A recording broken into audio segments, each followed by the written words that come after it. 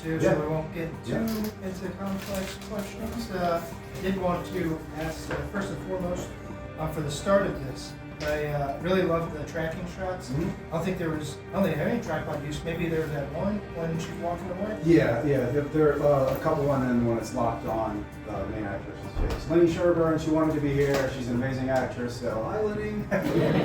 But no, I really like that because the tracking shots, even just being in that, I know that some of the stores in Ellicott City are kind of like in like a little, not cramped, but it's like a little tight in there. So it's cool how you were able to maneuver with the actresses, and I just wanted to see if that was kind of like intentional or with the. Oh yeah. My style of shooting is very. I don't know. It hasn't been described as either good or bad. It's just it's kind of like what my dreams look like. It's just kind of all over the place, very cinematic, but just that the vibe we had that day shooting was just so awesome. Man. Just wrote it. I mean, anyone who's made a movie would feel that ride, man. You just let it go. I'll just let it take over. I think we're finding a common trend tonight. Yeah. But no, I love it. It's such a cinematic place, like Ellicott City. I'm just surprised that not more movies have been shot down there. It's just so gorgeous. No, absolutely. I wanted to ask for this first part. What did you envision going into it with this almost kind of like shoplifter meets kind of like this? I don't want to spoil it too much, but it's one of the things. It's like this mysterious woman. How did that come? To so this all leads into the feature film called Unity, and free Blu-rays for copy. Anyone wants a copy tonight, we have a copy of it. But so when we were shooting, I asked the actors. I said, I want individual little stories for each of the main master thieves of the feature. And if they were interested in doing a prelude on their own, they could use it as their acting reel, but an individual story that focused on them. And that one was Katya, and that was her story. So that each individual main character had their own little short story prelude. And that's what's going on next with Dylan. This is the origin of Ashley's character. How did you find your cast and crew? How did you? Lenny through Dragon through that. And what I did was I told the actors, I said, shooting a sci-fi Maryland, it's paid, but I didn't give anything specific. You get a wave of applications. And I said, it's only for $50 a day, and cut it down. So, but when the actors caught on board and they were into it, then I said, no, your pay's going to be a lot higher than that. So what I did was I got people that were willing to invest in that story because they were going for it not for the money. And so that's how I cast for that particular one. But I met Dylan at work, and he's like, "You like movies?" Like, yeah. And we hit it off, and which was that. But yeah, so now we're kind of together. I'm making movies together. Awesome. Perfect. And of course, we'll just open it up into questions before we get into part two. Any questions from the audience? Let's go to part two. All right, get to part two. Absolutely. So, how's it been going? Mission's going okay? I mean,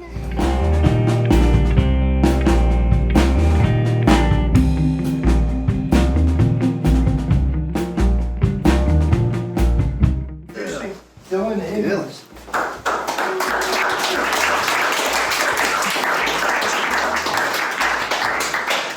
So now we can spoil it. But welcome, guys. So yeah, with this, I want to start off on an initial watch. It kind of gave off this vibe of the secret society of almost anyone's seen Jumper. They can like teleport to different places. I kind of did really get that vibe. So again, with this whole secret society kind of encompassed and going into a feature film, how did you kind of bring all this together? What was the start? Well, I think it was just clear we laid down the tracks for the whole story, and then you can kind of fill in the pieces there, because if you have the whole overarching kind of laid out, everything else in between is just playing in the sandbox. So Dylan and I kind of just worked it out to say kind of what the main motivation was, but then I gave it full steam ahead on directing it. But I think it was just so cool to see that same characters, same universe, just completely different interpretations of it.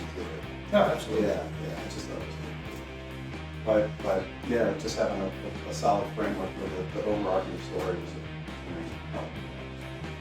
Yeah, I mean, for me, It was really easy. We actually shot like some stuff for the movie, we shot some previews, then finished the movie, then came back and shot stuff for this. So like I had everything. I had all the information. Jeff and I talked extensively about all the characters, so I felt into them. But then also like we had an awesome cast. So and they knew their characters. Like it's like they really like a lot of the characters were at the start kind of two-dimensional, and then people got in them, and like those actors, those characters fucking worked. And like, it was crazy, especially Ashley. Like she's never acted before in her life, and then we put her on screen in Teasing Elitism, and then we made feature, and she still the fucking show. Yeah. I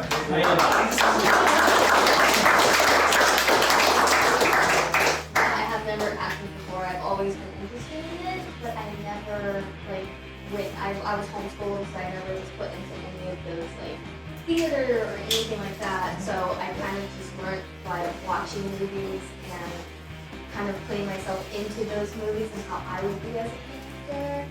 And when I got the opportunity from Jeff and Dylan, was like when it really started for me. So I've only been 3 years trying off and on. So I'm getting somewhat used to, my footing in it, but it's still a lot to take in sometimes. Oh, you did fantastic, especially as an up-and-coming actress and wanting to, again, just, I think a lot of filmmakers even start with just, I can't speak really on acting, but it's just with the filmmaker's presence, we always look at reference from other movies, and that's kind of what inspires us initially. Then, of course, if you want to go down the road stuff like film school or going to YouTube courses or something like that, then that's where you want to excel at that. But I think clearly, like, you're on the right track by just diving in there. Yeah, I said it before, they were on a trend here today. It is one of those things, is like your own intuition and just wanting to be creative on your own and doing your own styles and stuff. That's like the motivation that just encapsulates you and just makes you unique and stand above the rest. It's just like fun to do. Yeah, and I mean going on, more on Jeff and I, we both worked in Target for far too fucking long. I mean, we worked there for It's 26 years, 26 years. Yeah. I worked there for almost 5, and it is fucking awful. Don't do it. Just if you can help it, don't. Nothing creative about that job. No, Target is the worst place to work. Yeah, I mean we all agree. Like, It was really bad. But I mean, working there, like working overnights with Jeff, and then like coming in at the ass crack of dawn, 4 o'clock in the morning, like we would just talk movies. And then it got to the point where, like when we started talking about in unison and the possibility of doing it, like we just started workshopping like camera angles and like the blurring, as it's called, is like we made that shit up, like how we would do it. Like everyone has their own way, and like it's obviously not a new thing, but like how we wanted to do it, we just fucking made it up in a stock room while we were like labeling shit. Like it was awesome, and I mean we're here fucking 3 years later. So. I love seeing our journey stories together, because it is one of those things where, like, even if you don't like a career that you are in at the current moment, you can make what's best out of it. And of course, making connections, friendships, and then of course you get the same like-minded ideas, then you can of course excel to a career that you want. So it does take a thing where it's like if you work in a place you don't want to work at, then that can excel you in somewhere where you do want to be. So it all comes a part of the process. You just follow that path. But the only thing before we go into questions with the audience, I really love the anagrams at the end. Like that was like a really cool staple, because at first when I was reading the titles, like, what's going on? What's going to happen? All of my movies are anagrams, so it has like a subtle meaning for the main title, but then twist the letters around, it's kind of the moral of the story. So there's a bunch coming out, but it's one of those just little gimmicks to be like, I wonder what it means, and you stay till the end credits and figure out what it is. So the Anti-Death Laws is another one that's coming out. The Compactor is an anagram, and then I'm doing a short upcoming called the Atypical Cult Show, and that's a time travel movie, surprise. Let's open it up to the audience. I think James, you had a question? Oh yeah, it was Ash. Yes. Okay. Yeah, I was wondering, since you just kind of started acting, was the first short like the first thing you ever worked on? So I believe the first one I ever worked, what was it? It was the screen test for. It was the screen test. Yes. So this was like, I guess, in a Yeah, way, yeah. very Yeah, much. this is very 100% first That's I first think time. this is the first thing that we ever like shot, start to finish, Yeah. put out. Yeah. Yeah. Because the other thing I was wondering was, I guess the time between the first short and the second short was shot. I was just like, what was the time between that? June of 23 to January 24. Okay, Because because these are those years in between. Yeah. It's just, Yeah, no, because I thought your first one, like, you held your ground. I thought your character was, like, really good, and I was, like, intrigued. And then Yeah. the second one, I was like, oh, she's in it. Yeah. It's a very much of a That's- jump, and that's very much Weaver. She's the spitfire that everybody feels like they need to watch around and watch her, Mhm. make sure she's not getting into any trouble. But she doesn't feel like she's getting into any trouble, so she does not care.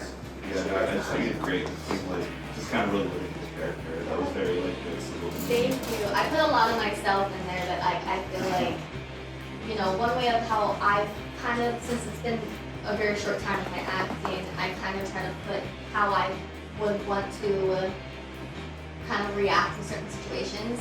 And I'm very much not like Weaver. I'm not that spitfire that like pushes through and, you know, everything. So I'm kind of like how she was before, rule follower, calmer. So I kind of it was really, I enjoyed it a lot Acting being is a little, therapy. yes, Yeah. yes, I enjoyed acting like a little spitfire and like getting back at him and saying mean things to him. So it was really fun, really fun. Very And I cool. mean, I'm gonna steal your question too. Yeah. So that was like how she was in the character too. Like Yeah. just from the screen test, like I mean I could tell. So spoiler, I'm her boyfriend. Yeah. That's why I said I'm biased. As an actor. But I could tell like she was very nervous. And because she never acted in like this it's a movie, with one character. So I could tell she was really nervous. But from shooting Teasing Elitism to when we showed up on set for like her day of shooting the movie, she fucking clicked in like no one I've ever seen. Like she was DiCaprio. Like it was crazy. Yeah, I wouldn't have like guessed that was your first like thing that ever. So many people have told me that's seen it, so that really, and I felt like I can see it. So like I feel, like everybody doesn't like to watch themselves on screen sometimes. So Yeah. I'm very much like that. I find all of the things that I could have done differently. So, and that's just the fight of being an actor that's just so in your head. And I'm learning kind of stepping stones on how to kind of maneuver the anxiety that I feel through Going it. into it a little bit. Yeah. Gotcha. There was a few times where they both have had to help me kind of like get out of my head because I would go so into my head about a scene and wanting it to be perfect and I just mess up all the lines. So they've helped me so much. Nick, I adore this universe that you're creating yourselves. The passion you show for this thing that you're making is palpable. And I just wanted to ask real quick: is Teasing Elitism the first entry to this? No, there's one called Your Uptown Hoya. That's the main JP's origin kind of story. He gets kidnapped onto this, taken off to to train as a grandmaster. Remember this? But yeah, the whole lore's out there, man. It's all on. You get your own movie. Yeah. And then it all comes to a conclusion with in unison. But Dylan has one called Secret Jetsu. There's a couple other ones sprinkled in there, but yeah, man, it's a full-fledged lore, and so much. It's all on YouTube. This is so comforting. yeah, And man. we have the free Blu-ray. Yep. So Yeah. yeah. There's a streaming cut on YouTube. That's the one without any like copyright restrictions, better audio track, and then the Blu-ray version is more the director's cut. Let me put it this way. All right, so In Unison objectively is a bad movie, and I'm willing to say it. No, it's on me. It is, but it's just very, very hard to pin down. There's a lot going on in 100 minutes. I'd probably say it's more along the lines of a student experimental film. It's just wild. So I'll give you a spoiler. You learn the meaning of life, not like literally. It's not up for discussion. The people at the end tell you what it is. But the whole point of it is that I've never seen a movie like that. Of like, wait a minute, what happened? It just gets really wild at the end. And wanting to Yeah, figure out yeah, what yeah. is going on and wanting But to kind there's- of pin the pieces. But as a filmmaker, I don't have the skill set yet to tell a story of that magnitude cohesively in 100 minutes. I just don't. Willing to admit that. But would it work better as a book? Yes. Would it work better as a 10-part series? Probably. But the feedback that I got after last year's premiere screenings was, it's just too much. It's just too much. And that's okay. But yeah, the free copies is streamed for free on YouTube. It's called In Unison. If you watch it for anything, man, Dylan's performance, which is fucking awesome, and the music. Music is kick-ass. It's by Vento. They've disbanded though, but they were a Baltimore band that used to do tours up in New York and stuff. But yeah. But yeah. It's all out there. Instagram. There's a bunch of lore of each character. Yes, sir. Yeah. I was wondering when you were conceiving the project, what kind of came first, the setting and the world, or the character? That's a good one. I think it's mainly the world. And so the original concept was a short story where two members of the Secret Society of Thieves come across this artifact, but they claim it's alien artwork. And this is, how do you know what alien artwork is? It's just, it could be something. But so the short story was that is that they find this alien artifact, and it turns out to be whatever, but it was like a mystery. But I was like, no, I kind of want to put it out there to say this isn't up for debate. This is the message. But I'm sorry. There's just a lot going on in the movie. So the beginning of the movie is the whole world basically gets wiped out of these extreme meteors. They just pelt the world in the same spot. 2/3 of all life is gone. And so what humanity did, since there were so few of us left, they knew that this is probably the end. So let's basically take our smartphones. We're going to find a way to liquefy it so we all get connected. And so you'll see a lot of that stuff around where people are touching their foreheads and they're looking bionic. It's because your phone's inside you now.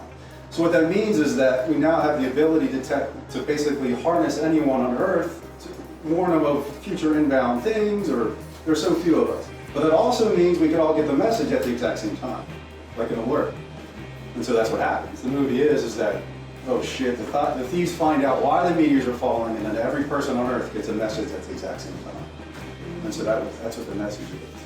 And it's all up to there. But take from what you will, but it's heavy, man. It's heavy. I would watch it high.